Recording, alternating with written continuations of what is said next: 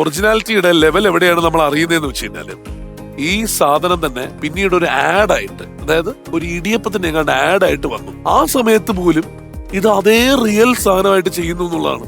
നമ്മൾ സിനിമ മുഴുവൻ കണ്ടു കഴിഞ്ഞിട്ട് നിൽക്കുകയാണ്. ഇപ്പൊ ഒരു ആഡിലോട്ട് പോവാണെങ്കിൽ പോലും അവിടെയും എന്ത് റിയാലിറ്റിയിലാണ് ചെയ്യണത്.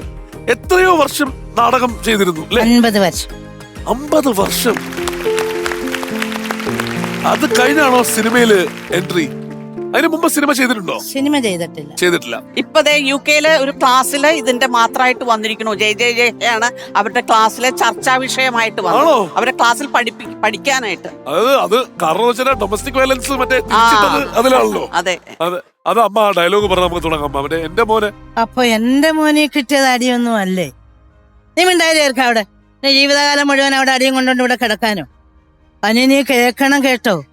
അയ്യോ, അടിയൊന്നുമല്ല, ചവിട്ടെന്ന് പറഞ്ഞാ എന്റെ ദൈവമേ, ഒരു മനുഷ്യനെ ഇങ്ങനെ എടുത്തിട്ട് ചവിട്ടാവോ?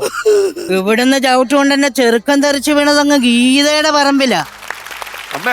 അവിടെ നിന്ന് വറക്കി എടുത്തോണ്ട് വന്നു. ഈ ചെറുക്കം കിഴങ്ങനായി പോകണ്ടല്ലേ ഇവിടെ എടുത്തിട്ട് തട്ടുന്നത്? വേറെ വല്ലയുടെ വന്ന് ഇതൊക്കെ നടക്കൂ? കുടുംബങ്ങളിൽ കൂട്ടുകൂടിയ 10 വർഷങ്ങൾ.